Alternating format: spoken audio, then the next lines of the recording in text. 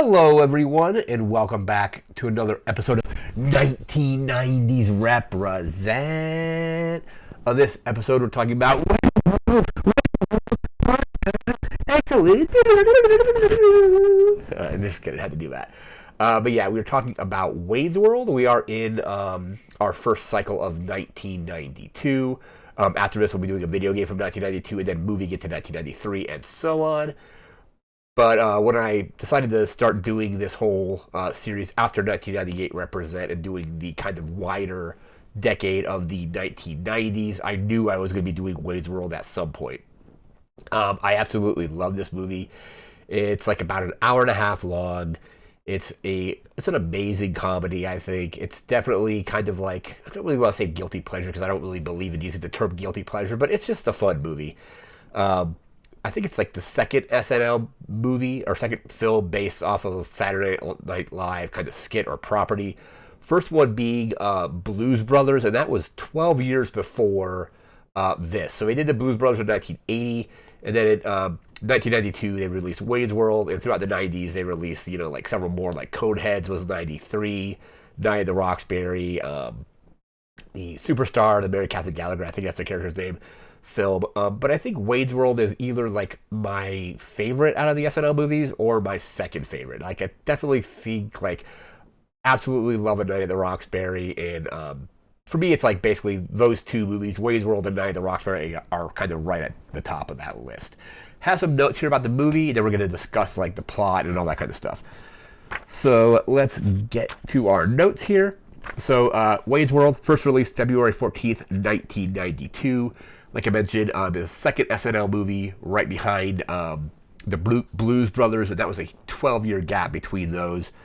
I remember the first time I remember being aware that this movie was going to be a thing was we went to see The Addams Family in 1991, and there is the trailer of Wayne and Garth in a cemetery doing the whole Addams Family doing that. And then they're talking about Wayne's World, and then they do like a little like cutaway where it has like the Wayne's World logo and all that stuff. And they talk about making a movie, and I remember like seeing the trailer for that, and even asking my parents if we could see that when it came out. And they were kind of convinced that it was just a joke, and it wasn't an actual. They weren't actually making a movie. And then I remember like asking them to see it when by the time this came out in February, I'm like, hey, can we go see that Wayne's World movie? And I think they were surprised that it was real, because I think they just thought it was a joke, because at that point they hadn't done an SNL movie in like 12 years, and it was just kind of like the concept of a lot of these SNL movies is how do you stretch what's a skit on a weekly show to an hour and a half long movie, and I think they definitely did it here. It definitely worked with A Night at the Roxbury as well. But I just remember seeing that first trailer and my parents actually thinking it was like just like a joke trailer, and like I can kind of see why they would have thought that. This is the highest grossing movie out of all the SNL movies apparently, so that was kind of interesting. Penelope Spheris, I think that's how I'm going to pronounce this, is the director of this movie. There was like a lot of really weird issues with Mike Myers and like him being kind of hard to work with, especially like during some of the scenes. Probably my biggest takeaway from this is the movie that turned me into a Queen fan. So before, I remember watching something on Nickelodeon. It was right when this movie came out. They were doing like top music countdown or something like that, and it was like all kids themed, so it wasn't like anything like too like crazy. But they were talking about Bohemian Rhapsody, and I'm like I thought they said Bohemian Rap City, like it was like a city that was like based on rap. And my parents were like, no, it's Rhapsody. It's like a style of like song. But the iconic scene in this movie, like kind of very early in the film, Wayne gets in the car with Garth driving, he's got his friends in the back, they pop Bohemian Rhapsody in, and they start just singing along to the classic Queen song. It's an iconic scene, it's an amazing scene, and I think it's like I said, like people my age probably didn't know who, at least speaking from personal experience, had no idea who Queen was up until seeing this movie. And then, discovering that they have this huge, like, back catalog of amazing music. Like, unfortunately, the lead singer had passed away, like, the year before. But I remember then kind of, like, visiting a lot of Queen's other music, other albums. Actually just went to, about a week or two ago, went to see the Queen, IMAX, Montreal concert, and that was awesome. Saw them when they came through here with Adam Lambert last year. That was also an amazing experience. And then saw just Roger Taylor and Brian May kind of separate at the Taylor Hawkins tribute concert in LA in the end of 2022 or the fall of 2022. But I think this movie kind of, at least for me, is where I first learned about Queen. I guess there was an episode of The Simpsons where Homer was singing "We Are the Champions," but I had no idea like what the song was at the time, and that may have been from 1991. There's a story, and there's two different versions of the story about apparently Brian May told a story where Freddie Mercury was shown a clip or like a tape of that scene, and apparently absolutely loved it. Thought it was amazing. But then the director of the film kind of like doesn't think that happened just because like they're like there was no way that scene would have been filmed in time and that somebody would have gotten a hold of the tape and was able to let Freddie Mercury see it. So I don't really know which is true. I kind of want to go with Brian May's story because it just seems more fun. Like that Freddie, Mercury saw this clip, saw them kind of I don't want to say parodying Bohemian Rhapsody, but like basically like putting this whole new spin on Bohemian Rhapsody. So I'm going to go with Brian May's version of the story, even if it might not have happened. I don't know. I just find that to be a little more fun. This movie breaks the fourth wall like continually, whatever you want to call it. Wade will constantly look into the camera. Garth will do the same thing. There's a scene where he's signing a contract with Rob Lowe's character and knocks a pen off the table. He's like kind of motioning to like go under the table. He's like, or is it that way? I don't really know. The camera flips it around, but he goes under it. He's like, I don't like contracts. You ever seen that Twilight Zone episode where that guy signed the contract and they cut his tongue out and they put it in a jar and it won't die and it keeps like. So there's a whole lot of like fourth wall breaking stuff. I don't remember if I saw this movie before or after I saw Ferris Bueller's Day Off because I know Ferris Bueller breaks the fourth wall in his movie too. But I want to say I definitely think I saw Wayne's World before I ended up seeing Ferris Bueller. So a lot of really cool fourth wall breaks. So a lot of the other characters do it as well. Wayne and Garth do it the most, but then like there's a scene where like Rob Lowe's character does it as well. There's like 3 endings in the movie, which I thought was cool. There was like the fire ending, there is the Scooby-Doo ending, and like the mega happy or super happy ending. So I don't really know which ending is supposed to be real. I am imagining it's probably the happy ending because then they did Wayne's World 2 like a year later, or a little more than a year. Because there was like this was like spring like of '92, and I think Wayne's World 2 came out in like it was like Christmas of '93. But a very quick turnaround on getting that second movie made. I think the first one is a little bit better in my opinion. I think Wayne's World 2 though is still like pretty fun. It's got they're doing like the whole like Wade Fest or whatever it was called. Wayne's World 2 still fun. One iconic scene is the sponsored scene where Rob Lowe's character has essentially said that like Brian Doyle Murray's character is like Noah Vander. Noah's Arcade thing, and they do like a Pizza Hut bit. They do a bit about Nuprin, the yellow medicine or aspirin or whatever it is. They do Reebok, Pepsi. Forget exactly all the sponsors that were. Oh, Doritos are one, but that whole kind of sponsor scene is really good. It's kind of one of the better scenes of the movie. The soundtrack to this movie is also amazing. Like I said, it turned me on to Queen. Didn't know who Alice Cooper was before I saw this. So we're going to talk about the soundtrack really quickly. I'm going to bring that up. And here we have the soundtrack. Looks like it's about an hour in length. 14 tracks, depending on which version of it you get. Apparently, the last track, or track 14, is not available in all versions. So I had this on cassette, and I definitely don't remember my version having this extra 14th track. So we'll get to that in just a second. But track 1, Bohemian Rhapsody, classic Queen song there. Cinderella, or track 2 is Cinderella with Hot and Bothered. Track 3 is Rock Candy by Bullet Boys. Track 4 is Dreamweaver by Gary Wright. That's used very well right when kind of Wade meets Cassandra. Track 5 is, I'm probably just going to mispronounce it, but it's Sicca Benicio. It's Red Hot Chili Peppers. I believe it's a B-side to Under the Bridge. Track 6 is Time Machine by Black Sabbath. Track 7 is the Wayne's World theme by Mike Myers and Dana Carvey. Track 8 is Ballroom Blitz, which is done by Tia Carrere, obviously a cover of Sweet. Track 9 is Foxy Lady by Jimi Hendrix, or Jimi Hendrix Experience, I should say. Track 10 is Feed My Frankenstein by Alice Cooper. I guess I didn't know anything about Alice Cooper until I saw this movie. Track 11 is Ride of Yourself by Rhino Bucket. Track 12 is Loving Your Lovin' by Eric Clapton. And track 13 is Why You Want to Break My Heart by Tia Carrere. And then track 14, depending on which version, that track 13 is usually the last song on the album, depending on which one you have. And if you have the version that has all the songs, or some of them, is track 14 is Loud Love by Soundgarden. There's a bunch of songs that are featured in the movie but not in the soundtrack. And that is Cold Chills by Kix, Everything About You by Ugly Kid Joe, Fire by Tia Carrere, which is another one. Like, that one's apparently never been released as like a single or like on a CD or anything like that. I think that's one of the songs she sings, because it's like, come on, stand next to you. I think it's like the first song she sings in the movie when they go into like the Gasworks Club.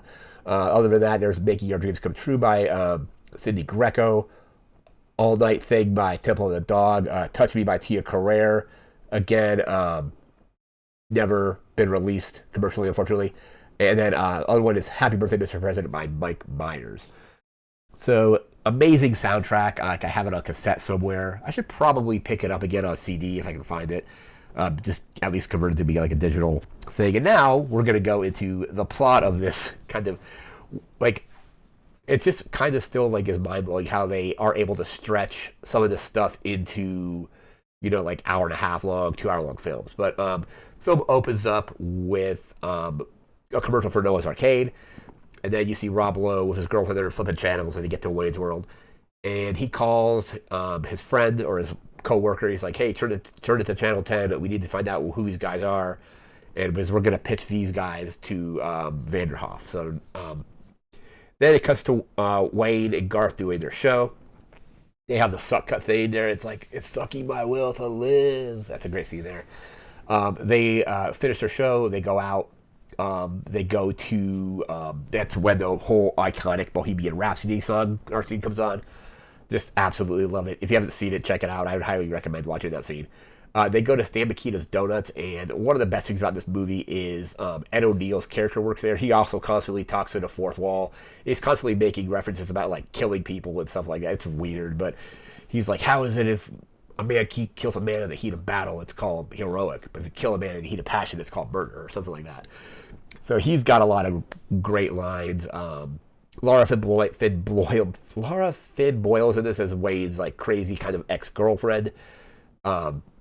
Wade basically has like a thing where he wants to get this Fender, I think it's a Stratocaster, like a 64 Stratocaster. And anyway, he goes by it every week, and he's like, obviously it's never going to be able to afford it. They go to the Gasworks Club where they see Tia Carrere's band playing. And then eventually Rob Lowe's character finds out where they record, and they kind of meet with them. They sign contracts to basically make the show on like an actual show. Completely different. No longer produced in a basement, but it's produced in like a studio and all that kind of stuff.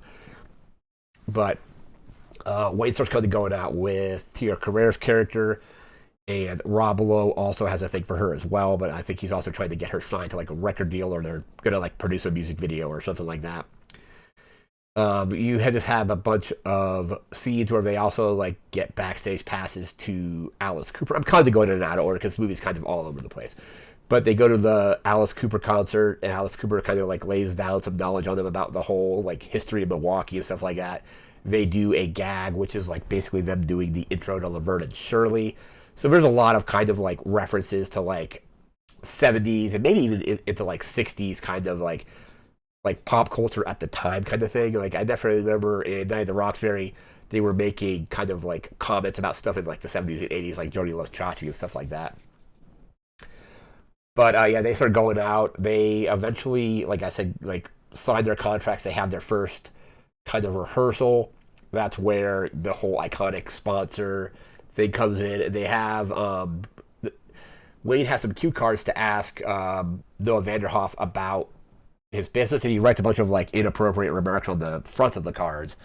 And so the audience apparently like thinks it's really funny, but Wayne ends up getting fired from the show. And then kind of like starts kind of spiraling a little bit. It's a little bit of rom-com kind of tropes where, you know, like the girlfriend is no longer the girlfriend. They kind of break up temporarily. Then there's a whole plan to get their show back and get Tia Carrere's character, or get Cassandra back. And they basically say like, hey, like Oh yeah, the whole thing with Chris Farley about he's going to Detroit, he's going to go to Chicago, and he's going to come back around or whatever the scene was. Chris Farley plays a security guard at the place where they see Alice Cooper. But they basically figure out like a way to like triangulate the satellite to beam the thing right to his car. They have Tia Carrere playing on Wade's World. There's like a police officer. I forget the character's name, but he's like the one that always talks about like the full body cavity searches and stuff like that. So they get everybody involved in getting kind of this whole like plan to come together. Wade, one of the best scenes in the movie, and I was super into Terminator 2 at the time, or still am. I still absolutely love that movie. But Robert Patrick has a really great cameo as a T-1000 in this, where like Wade pulls up, motorcycle cop comes up, takes his helmet off, and it's a T-1000. He's like, "Have you seen this boy?" It's like I don't know who the picture is. I think it's a picture of. I remember reading somewhere it's like one of the producer's kids or something, or writer's kids. It's definitely not John Connor, but then T-1000 starts chasing him. It's just like a really cool kind of cameo. It definitely tied into kind of like the zeitgeist around the time. As Terminator 2 at that point was still like red hot as far as like popularity. But Wade goes to the video shoot where they're filming this music video. He's like, "I know there is no film," and this camera opens it up and all the film just spools out. They eventually get Cassandra to do like the music video, and this is where we're going to get into 3 different endings. So the first ending is, I think the guy's name is Frankie Sharp. He owns like the record company that they're trying to get her a record deal with, and he shows up. He's like, "I think your music's really great, but now is not the time," and so like doesn't get a record deal. The house burns down, and then Wade and Garth are kind of standing there, like just like they're like, why, God, why? It cuts to like a tropical resort where Cassandra and Rob Lowe's character are hanging out, and Rob Lowe kind of breaks the fourth wall. She's like, "You really didn't think she was going to end up with Wade, did you?" And then Wade and Garth come by and be like, "Hey, what a bummer of an ending. Let's do the Scooby-Doo ending." And then they do the Scooby-Doo ending, and then they're like, "All right, cool, that was cool. Let's do the super happy ending." And that's the one where everything works out. She gets the record deal. Cassandra gets a record deal, and then everybody faces the screen. Like Kurt Fuller's in this. Like I remember like this is the first movie I saw him in, and then I remember like seeing. I haven't seen him in a ton of stuff, but I remember seeing he was in Midnight in Paris. He always reminded me of like one of my teachers in high school. So like I don't know why, but Kurt Fuller's in this. Just a huge cast. Let me actually bring up some of the cast just to how crazy this cast is here.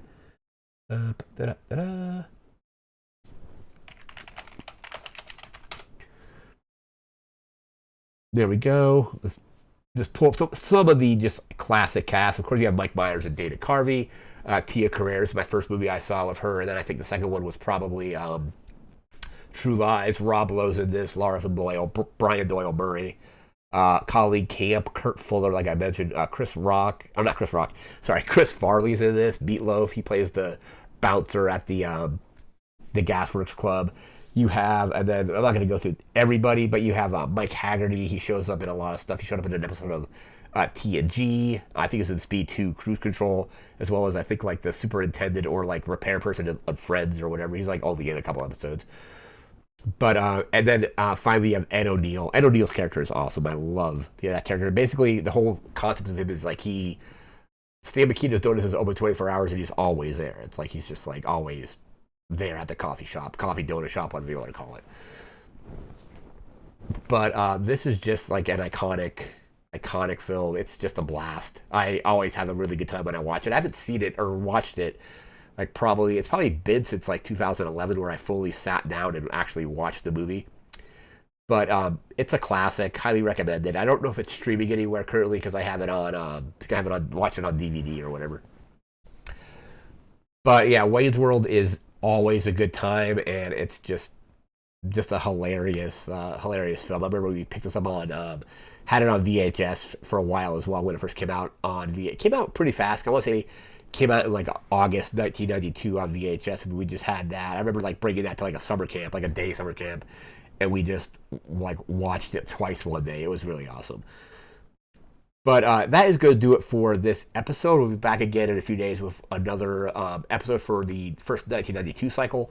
We'll probably be doing a video game. Not sure exactly what game yet, but we'll be doing a game. And then we'll be moving into 1993. Really looking forward to that. A lot of really good music, games, and movies from that year as well. And then we'll be moving into the rest of the decade after that. But that's going to do it for now. So remember to like, comment, share, subscribe. We'll see you again next time. Thanks again for watching. Take care and have a good one. See ya.